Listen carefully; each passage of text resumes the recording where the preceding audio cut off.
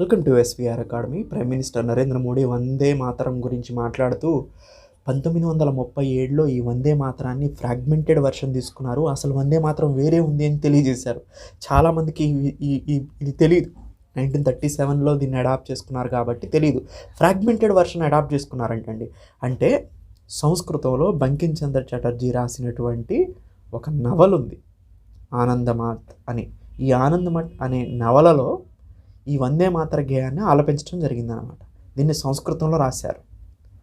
అయితే దీన్ని 1937లో తీసుకునేటప్పుడు 6 చరణాలకి 2 చరణాలనే తీసుకొని 24 పాదాలకి అప్రాక్సిమేట్గా 24 పాదాలకి 8 పాదాలు మాత్రమే తీసుకున్నారనమాట. ఇలా ఫ్రాగ్మెంటెడ్ వర్షన్ తీసుకున్నారు.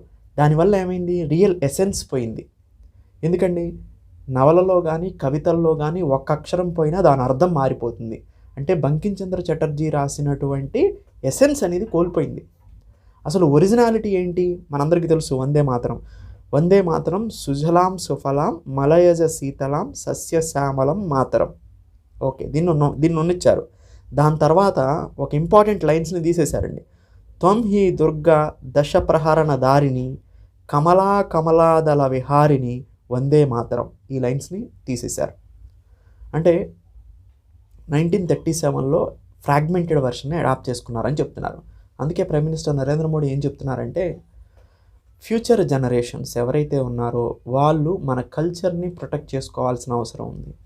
ఏదైతే భారతదేశ సంస్కృతిలో విధించబడినటువంటి ముఖ్యమైనటువంటి సూత్రాలు ఉన్నాయో వాటిని మనం కాలరాయకూడదు. వాటి ఎసెన్స్ మారకోకుండా ఫ్యూచర్ జనరేషన్కి అందించాల్సిన అవసరం మనకి ఎంతైనా ఉంది అని చెప్తున్నారు. మొత్తానికి 1937లో ఒక ఫ్రాగ్మెంటెడ్ వర్షన్ని అయితే ఇంట్రడ్యూస్ చేశారు వందే మాతరం అనే గేయ రూపంలో. సో చాలా చరణాలని, చాలా పాదాలని కూడా మిస్ చేయడం జరిగిందనమాట. సో ఇది వందే మాతరం గురించి ప్రత్యేకంగా 150వ సంవత్సరం జరుపుకుంటున్నాం కదా, అందుకోసమని ప్రైమ్ మినిస్టర్ నరేంద్ర మోడీ దీని గురించి మాట్లాడటం జరిగింది. Thank you. Have a nice day.